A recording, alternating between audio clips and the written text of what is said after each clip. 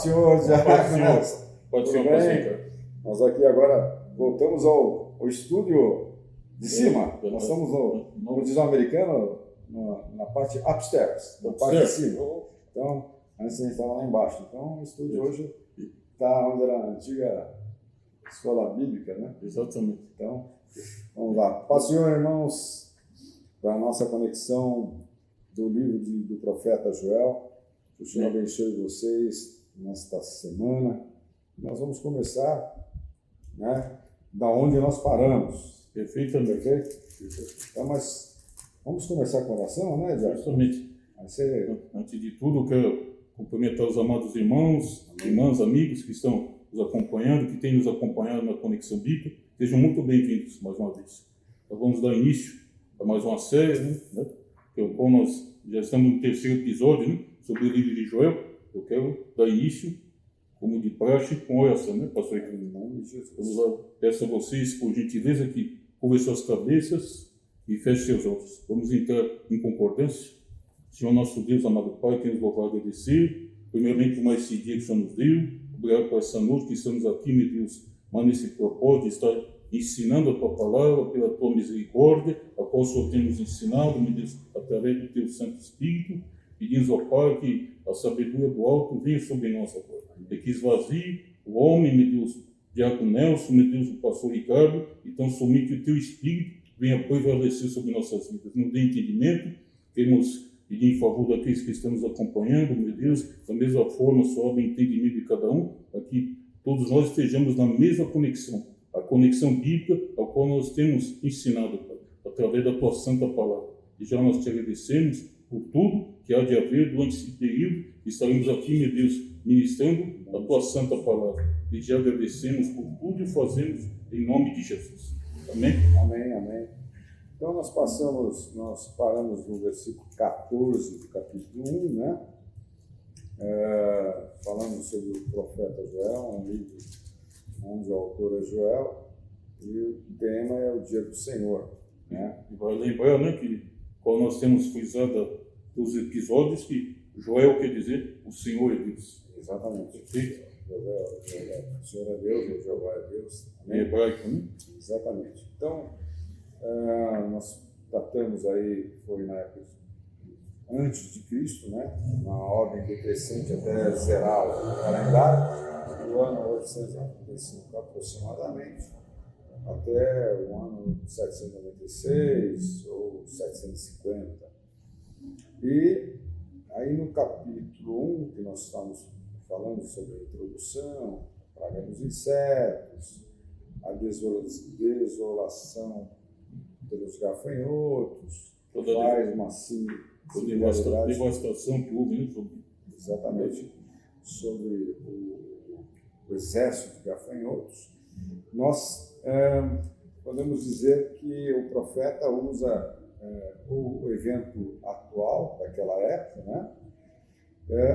E também traz um evento que ainda não chegou, o evento futuro, né? Evento futuros, né? O primeiro foi o que já aconteceu, um deles, que é o dia de Pentecostes, né? Que nós vamos ver lá para frente, e outro que é a Batalha de Armagedon. Então, baseado nisso, nós vamos tentar, nesses 40 minutos aproximadamente, nós vamos tentar explanar esses fatos, né? Então, paramos no versículo 13, né? Vamos começar ao 14, sim, onde prefigura o tempo do fim da era de Israel. E nesse aspecto, né, de santificar, o senhor vai ler, né, claro, sim, é o tempo dos gentios, né, que também é relacionado ao evento futuro, né, no livro que Jesus falou ao último apóstolo João, né, dos últimos acontecimentos de Apocalipse. E aí nós vamos tentar esmiuçar, né? Acho que eu estou falando um pouco baixo, estou um pouco cansado, cada versículo, né? Então, vamos ler Vamos pelo versículo 14, né? isso, exatamente. Os amados, por gentileza, sejam com as suas Bíblias abertas para estar acompanhando junto conosco. Tá? O livro Joel, qual nós estamos ministrando, está no capítulo 1, versículo 14. Tá ok? Eu vou dar início à leitura. Santificai um jejum, apregoai um dia de proibição, congregai os anciãos e todos os moradores desta terra, na casa do Senhor, vosso Deus, e clamai ao Senhor. Amém. Vamos no 15 aí. Vamos 15. Aquele dia, porque o dia do Senhor está perto, e virá como uma assolação do Todo-Poderoso.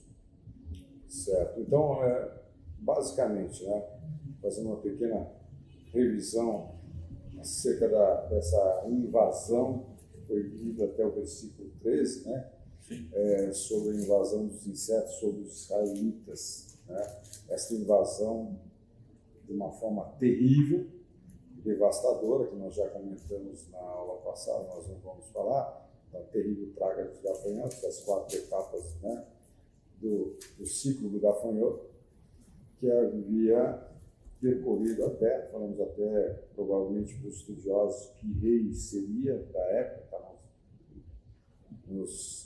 na série anterior. Então, nós citamos o livro, né, que foi Deuteronômio, Não, mas não no livro de O Rei, que provavelmente foi ungido com 7 anos, né? Está tanto no livro de Crônicas como no livro de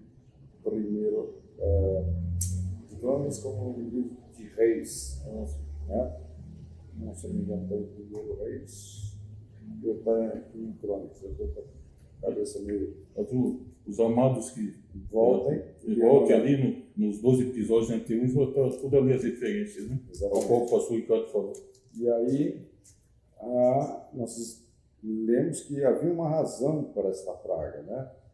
E qual foi a razão para que esta praga tivesse acontecido? Aí a gente lembra do 26, Deuteronômio 28, e fala sobre obediência e desobediência, sendo que Deuteronômio...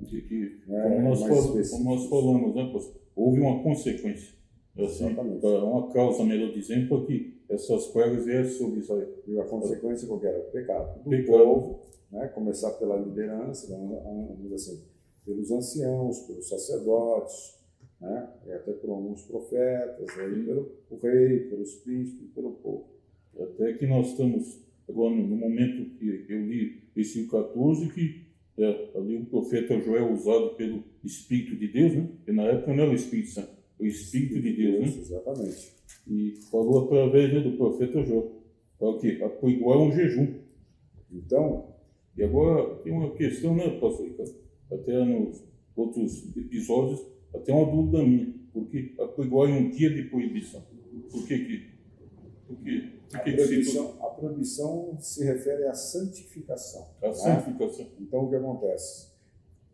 Quando a gente pega no livro dos Levíticos, né, que tem toda uma regra a ser obedecida, ou também no livro de Números, quando fala sobre o sacerdócio da tribo de Levi, então havia o quê? Uma separação para cada ato, então uma santificação, um banho, então havia uma restrição de não ter um relacionamento com a esposa, então é uma questão de proibição das coisas que normalmente poderiam ser feitas. Né? Então, é basicamente isso. Só que o nosso Deus é um Deus misericordioso, hoje nós estamos na época da graça, né? Não sei se eu ia colocar alguma coisa naquela relação que eu tinha interrompido. Não, está chegando no versículo 15, né? Como nós falamos nos outros episódios sobre o dia do Senhor, mas pode virar uma assolação. Então, Deus está ministrando através da vida do profeta Joel, né, dizendo que haveria necessidade, né, quando agora vem a lembrança, que na época era o rei Joás, foi ungido com 7 anos para ser rei, ficou 40 anos, né, e desandou do caos, porque não ouviu mais o ensinamento que foi dado, né, por Zacarias, que era o filho do profeta Joiada, Então, você percebe que quando Deus fala em Levítico capítulo 6, voltando em Deuteronômio 28, há uma via dupla de bênção, mas há uma obediência para você ser abençoado. Nós vemos que quando Joel coloca aqui que Deus estava avisando, né?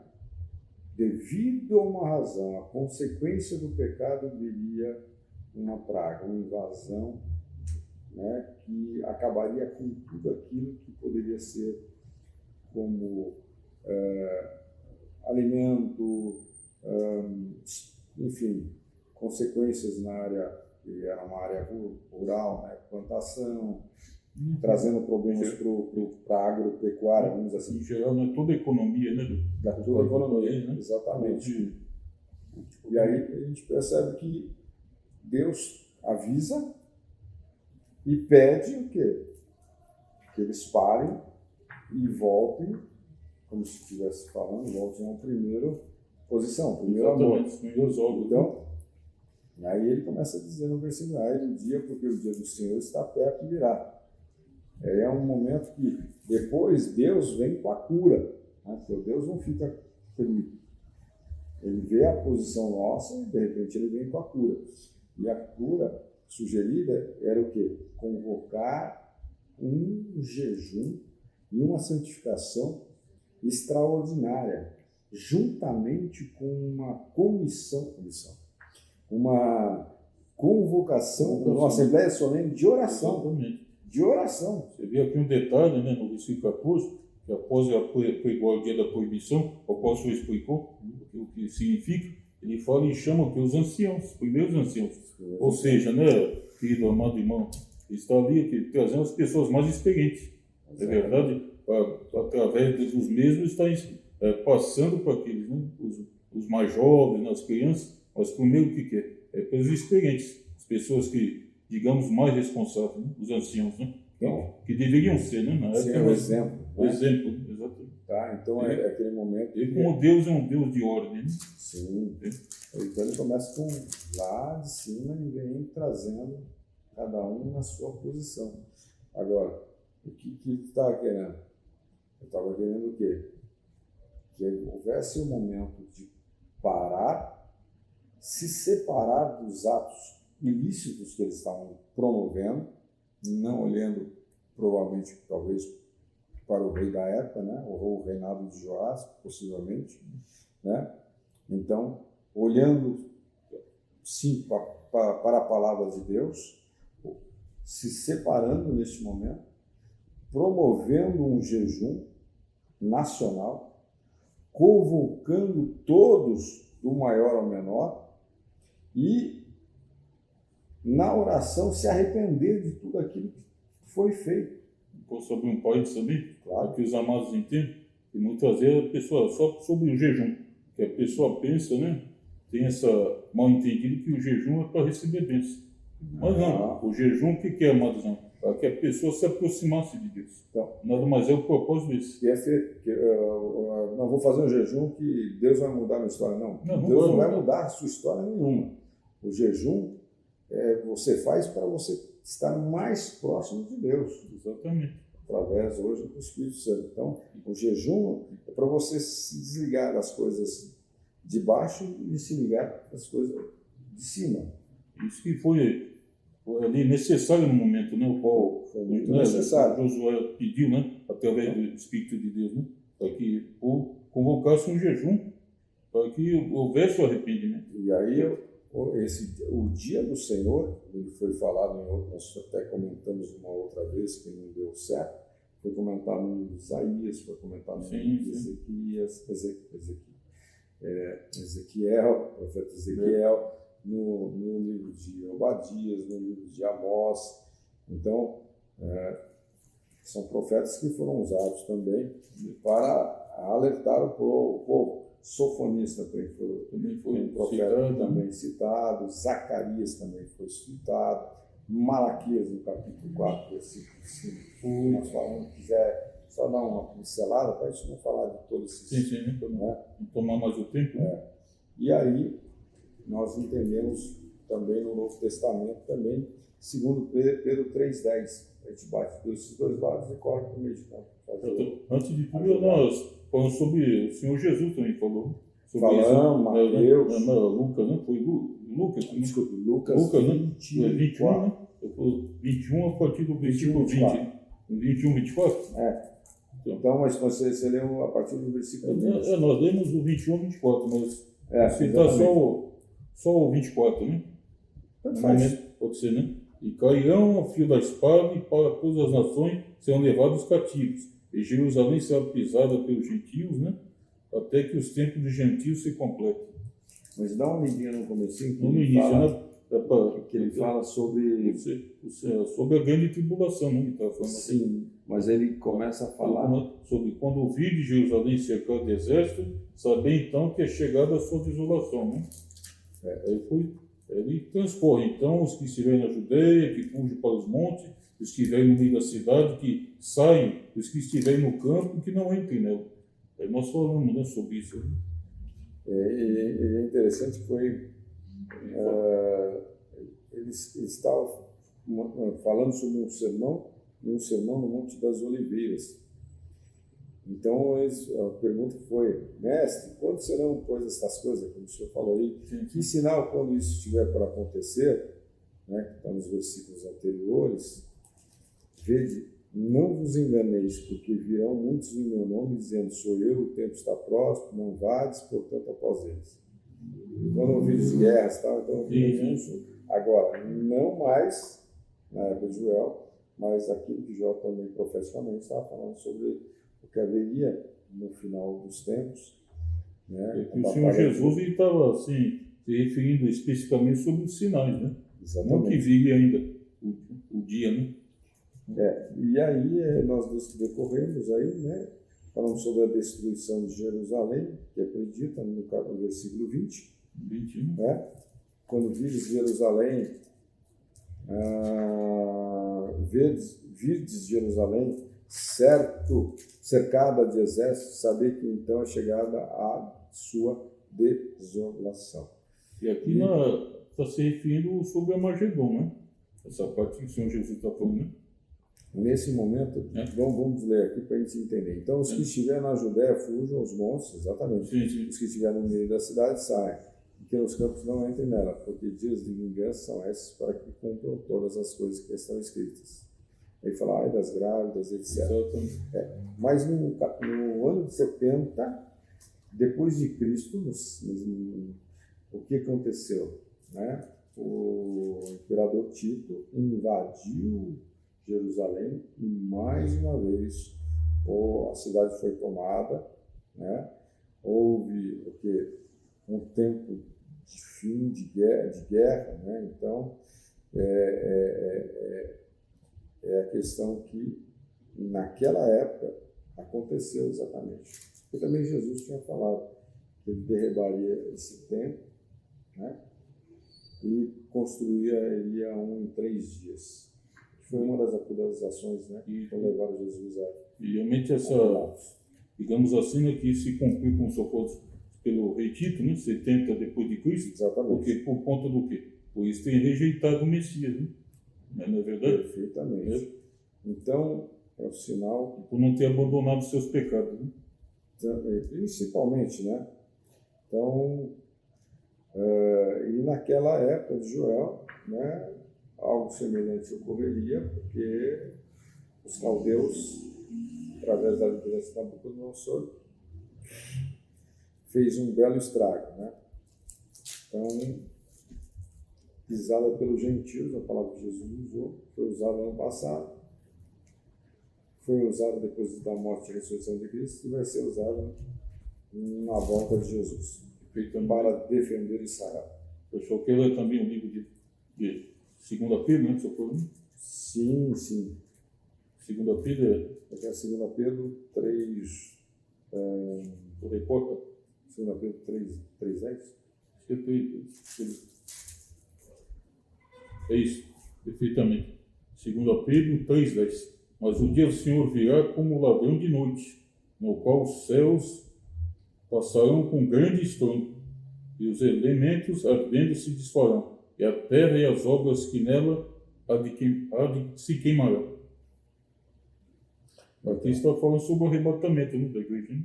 Exatamente. De virar como um ladrão de noite. Né? Então, aí Joel, nesse ai do dia do Senhor, a gente tem dois fatores, né? Um da questão da desolação, que haveria anos à frente, aqui próximos da época, e também fala sobre a tribulação dos 7 anos, das 2 testemunhas, quando Cristo, relacionando a batalha de Armagedon.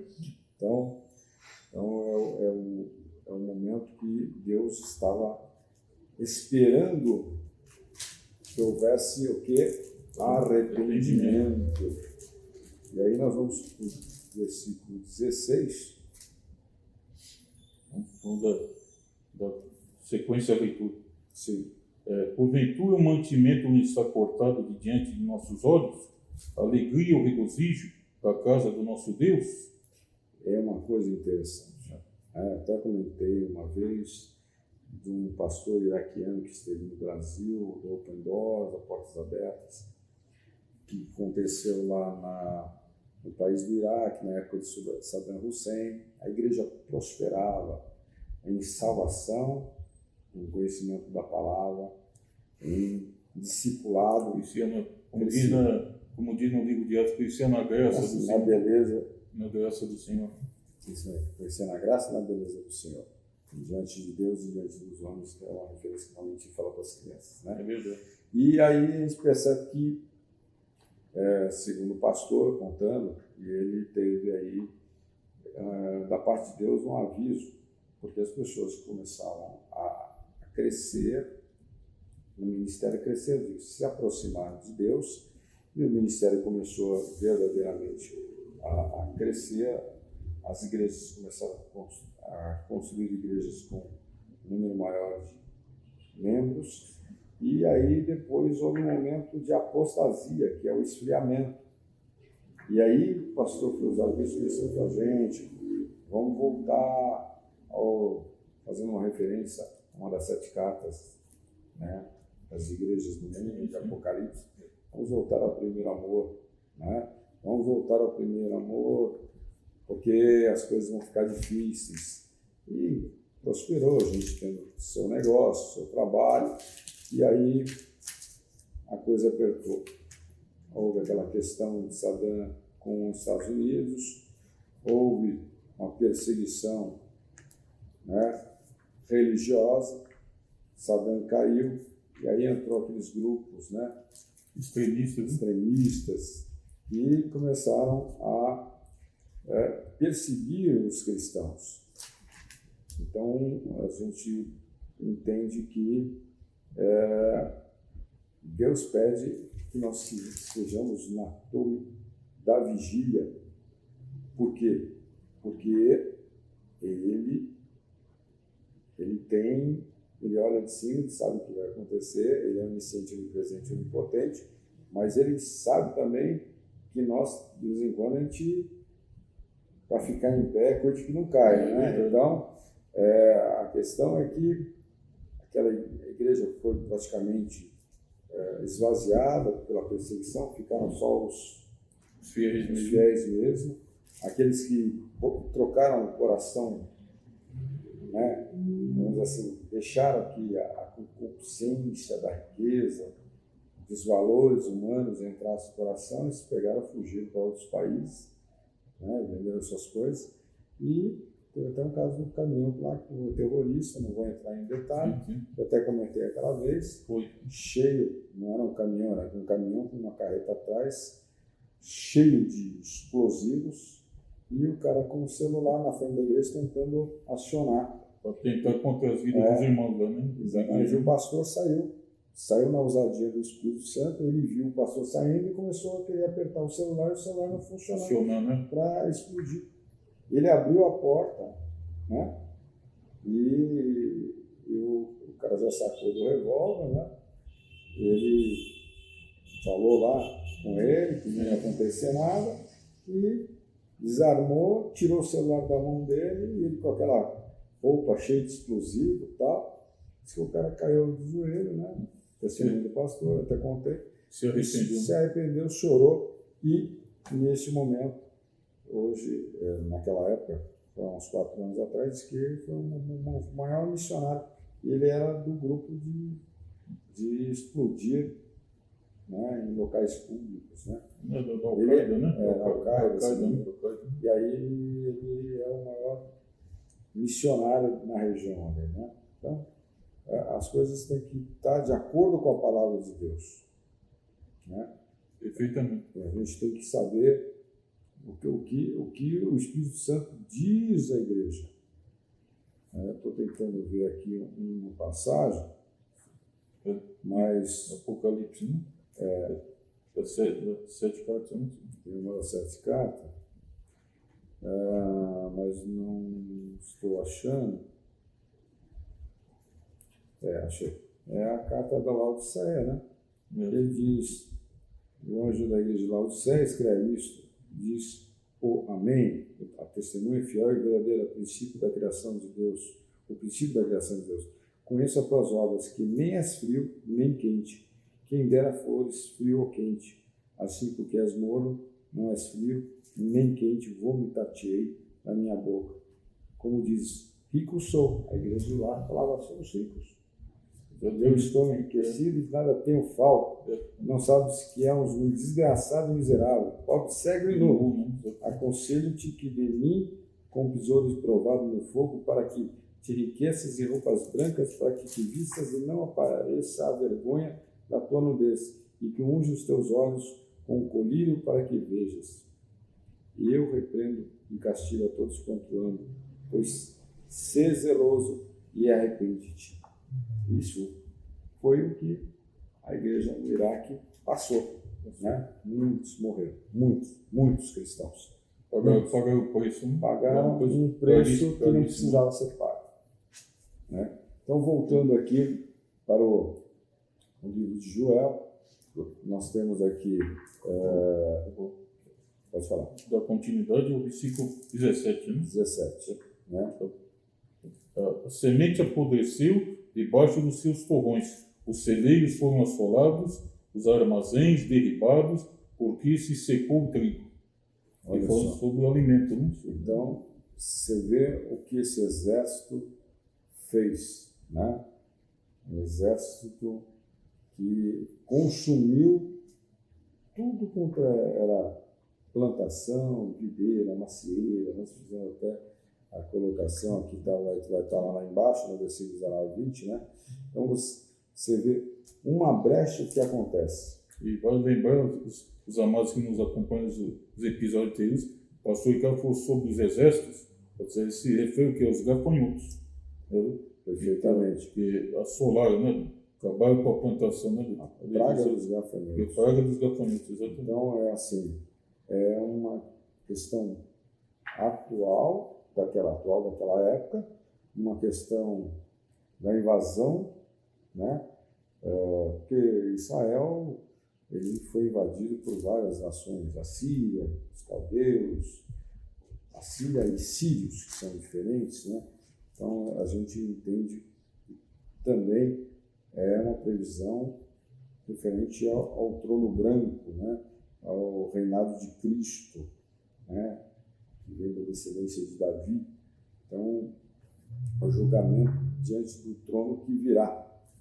E a gente tem que entender que Deus espera que a gente se levante contra essa situação pecaminosa, que a gente não se acomode, que a gente tome uma atitude, se posicione dizendo, vamos nos santificar, vamos realmente nos arrepender para evitar qualquer tipo de assolação que Deus não vai fazer, mas vai permitir, porque eu digo que não vai fazer. Deus é Deus de amor. Como é que Deus de amor pode querer prejudicar uma pessoa, um filho? A pessoa que é um pai amoroso, ele não vai prejudicar o filho. Ele vai fazer o possível, mas ele vai dar um aviso. Se você entrar por esse caminho, você vai se arrepender. parábola do filho pródigo em Lucas, né?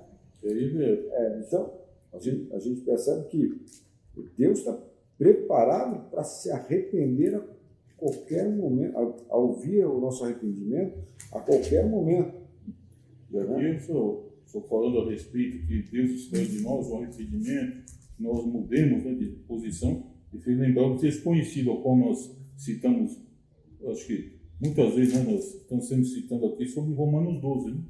Fala muito sobre isso. Exatamente. Você está lendo aqui para os amados, o apóstolo Paulo, né, falando aos romanos, né, rogo-vos, né, os irmãos, pela compaixão de Deus, que apresenteis o vosso corpo em sacrifício vivo, Aleluia. santo e agradável a Deus, que é o vosso culto racional. Amém. E aí no 12 ele fala, e não vos conformeis, como o Senhor falou, com este mundo, mas transformai-vos pela renovação do vosso entendimento, para que experimenteis qual seja a boa, que o Senhor faça perfeita e agradável vontade de Deus. Eu gosto de falar boa, agradável e termina com Perfeita vontade de Deus. Porque eu gosto dessa tradução, porque Deus é perfeito. Exatamente. Se tem alguma coisa errada com a gente. Então, e se é um Deus amoroso, ele tem uma vontade de abençoar aqueles. Então, e é uma curiosidade que os queridos devem, se não tem os conhecimento, que o número 7 qualquer, o número de Deus, né? O número da perfeição. Né? Cada vez que é citado o número 7, né? Cada vez que é citado o número 7, se refere a Deus, né? É o número da perfeição. E quando é o 6, né? É o homem, né? Exatamente. É o homem limitado. Então, o livro de Lucas, capítulo 15, versículo 11, que fala do filho pródigo. Deus, ele está pronto para ouvir e abraçar-nos, né? Através da vida de Jesus Cristo. Então, independe do que fez, depende do que gastamos, do que utilizamos nosso tempo para fazer coisas que não agradam a Deus. Então, nós vemos aqui que há uma vontade de Deus em ter daquele povo, né, que era o povo de Judá, era o povo de Judá e Benjamim, que assumissem uma posição de arrependimento, né? Porque haveria um julgamento, mas Deus, quando ouve o arrependimento do povo, ele tem na outra via a bênção dele, querer abençoar. Então vamos lá para o versículo 17. O 17 que eu li, né? Não, 18. Vamos 18. Como geme o gado, as manadas de vaca estão confusas, porque não tem pasto. Também os rebanhos de ovelhas são destruídos. Então você vê, até os animais estão perplexos, porque não há alimento, né? Imagina o pai e a mãe de família naquele momento. Por isso que quem é pai, o cabeça da casa, tem a sua esposa como a companheira, a adjutora, vocês têm que entender o que é estar em unidade no mesmo corpo. Vocês estão juntos, a decisão tem que ser conversada entre os dois, para que não tomem atitudes que possam amanhã trazer o quê? Consequências. E aqui o reinado que estava na época trouxe consequências desastrosas, porque se o líder ele se distancia, né, como é que fala? Da vontade de Deus, ele está suscetível, como, né, a gente vê lá no livro de Jó, Deus falando para Satanás, da onde tu vens? Vem de rodear a terra. Então ele está esperando uma oportunidade. E no versículo 19, né? A ti, ó Senhor, clamo, porque o fogo consumiu os pastos do deserto e a chama abrasou todas as árvores do campo. Então você vê que pela invasão que houve, a devastação que houve, não sobrou nada, ainda teve focos de incêndio. Sim, né? Por conta da seca, né? Do desmatamento, né? Porque... Então, o Joel está falando sobre um fato, como eu já falei, daquela época, mas também na inspiração de uma questão futura que acontecerá lá na frente, que ainda não aconteceu. Então, o Joel está sendo usado por Deus para avisar o povo daquela época, de hoje e de amanhã. E aí, no versículo 20... Também todos os animais do campo bramam a ti, porque os rios se secaram e o fogo consumiu os pastos do deserto. Você vê aqui que a gente pode entender que os animais do campo bramam a ti. O que é? Os animais estavam desesperados, né? Sim. Tanto a fome, né, como mostrou aqui, né, no início, né, que os pastos, né, não havia, como também os rios se secaram, então os animais estavam morrendo de sede. Né? Sim. Então, você vê, nesse capítulo que nós estamos encerrando hoje, né, nós estamos entendendo que Deus quer que aqueles que são chamados filhos e filhas de Deus em Cristo Jesus se posicionem. Nós estamos vendo muitas pessoas hoje, devido às lives de 2020, há algumas igrejas ainda em lives em 2021, né? Indo para 2022, eu estou dizendo culto, não estou falando ensino, né? Nada contra aqueles que fazem a live, mas acho que você tem que ter o primeiro chamamento, né? A congregar o povo, chamando o povo a congregar. É isso que foi uma ferramenta que Deus deu, né? Sim. Nos tempos de pandemia. Né? Então, Deus chama, como nós vimos no capítulo 1, ao filho de Betuel, que é Joel, chamando os anciãos, pedindo para eles escutarem, e todos os moradores daquela região da terra. Então fez a lembrança que aconteceu no passado, estará acontecendo de novo. Então, ele fará, se vocês não lembrarem do passado, se vocês não recordarem o que aconteceu no passado com teus pais, com teus filhos, os filhos de teus filhos, então a coisa vai ficar difícil. Eu sempre trazendo a memória sobre Deuteronômio 28, né? Exatamente. Sobre as leis, né? Das bênçãos e das maldições, né? E para toda causa tem um efeito, né? Toda causa tem um efeito. Então, e isso é para os dias de hoje, né? Então, Deus está falando, converte-te. Ah, mas eu sou convertido. Por que está andando da mesma forma como andava antigamente? E aí ele chama também, para quê?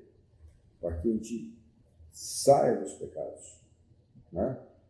Porque ele pede para que o pecado seja abolido.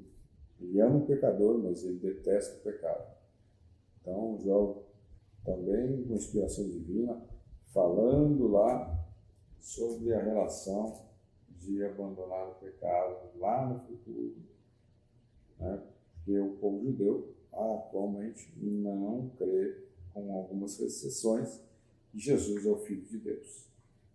Ainda estão esperando o Messias, né? Estão esperando o Messias. Mas o Messias vai voltar.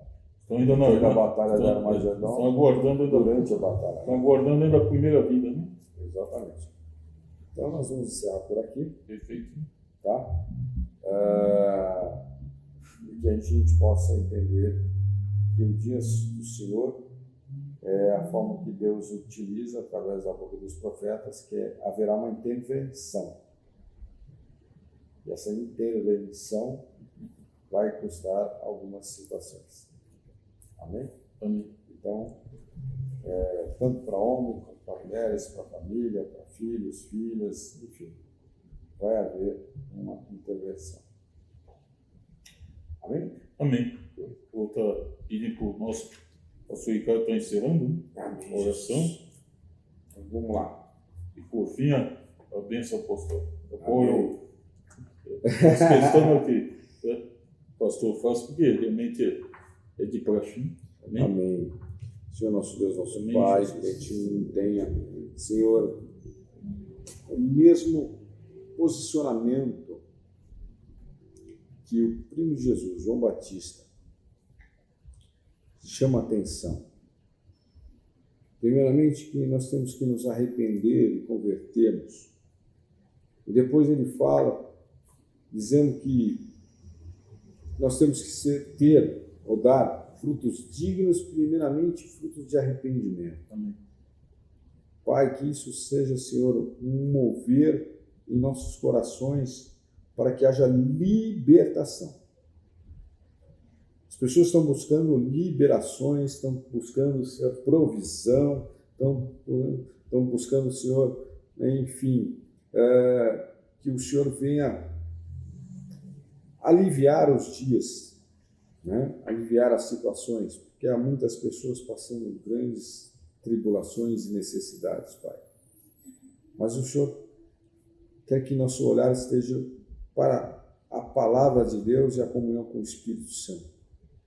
E que neste momento, Pai, essas pessoas entendam, Pai, que sem santidade não verão o Senhor. Então, não adianta, Senhor, nós pedimos, Senhor, dá-nos livramento, dá um livramento, mas nós queremos a cada dia nos arrepender de nossos pecados, para sermos, Senhor, geradores de fonte daquilo que o Espírito Santo nos dá, o milagre do Senhor. Que o Senhor venha nesse dia visitar cada casa, cada família. Amém. Que o Senhor venha tirar, Senhor, os pensamentos ruins, pensamentos de morte, espírito de morte, espírito Senhor, de acusação sobre estas vidas que trazem um peso, um jugo. Nós repreendemos em nome de Jesus, Pai. Senhor, nós determinamos, Pai, que esta família seja totalmente, Senhor, alcançada, mas olhando para aquele que é o nosso consumador da fé, Pai, aquele que, Senhor, é o vitorioso em vida. Amém. Que o Senhor venha derramar, Senhor, nesta casa, nesta família, porque o espírito de confusão já saiu por 7 caminhos, e o único espírito bem-vindo é o Espírito Santo, Pai. Espírito que as pessoas buscam se encher do Espírito Santo, buscando também o conhecimento da palavra, porque quando temos o conhecimento da palavra, nós sabemos, Pai, o que está escrito, e não somos confundidos, não somos levados, Senhor, a engano, não somos levados, Senhor, Senhor, a errar propositalmente. Pai, que o Senhor venha nesse momento, Pai, dar e transbordar desse amor ágape, o amor de Deus em Cristo Jesus, e a comunhão com o Espírito Santo venha sobre essa casa, essa família, para todo sempre, em nome de Jesus, Senhor. Em nome de Jesus, amém. Amém. Glória a Deus. O Senhor dá os avisos? Amém. Antes de encerrar, eu quero, primeiramente, né, você que nos acompanhou até o momento, tem acompanhado, né, a Conexão Bíblica, peço por gentileza que você está nos acompanhando pelo YouTube, dê o seu like, o seu joinha, e se inscrever no nosso canal. Ali também está na descrição Casa da Cura, o nome do canal. E ali você ative as notificações que cada vez que o vídeo entrar no ar, vai estar te avisando. Nós normalmente estamos às sextas-feiras, né, às 20 horas. Pode passar um pouquinho, mas dentro desse horário, ali o YouTube vai estar te mostrando ali, te avisando, e também pela nossa página no Facebook, o mesmo nome, Igreja Casa da Cura. Tá? Você esteja compartilhando com seu grupo do WhatsApp, seus amigos, familiares, vai estar divulgando a palavra de Deus. Se assim como nós amamos a palavra, você também esteja demonstrando também que ama a palavra de Deus, está nos ajudando, para que o YouTube entenda que esse episódio, essa série está sendo aceita, né? Então, precisa haver aqui essa realmente divulgação do canal, ok? Eu peço também que você também esteja também dando agora atenção à programação da igreja. Vou estar passando, nós estamos primeiramente passando a localização, estamos aqui localizados na Avenida Rua Nossa Senhora das Mercês, 825, bairro Ipiranga, Vila das Mercês. E aí, nós temos a nossa programação de início às terças-feiras. Agora temos o quê? Terça-feira de oração. Nós tínhamos o culto do Espírito Santo, você que nos acompanhava. Agora temos oração. Se é presencial, você estar aqui nos acompanhando, nos prestigiando, vindo aqui até a igreja. E também temos as quintas-feiras, agora o culto de batalha espiritual.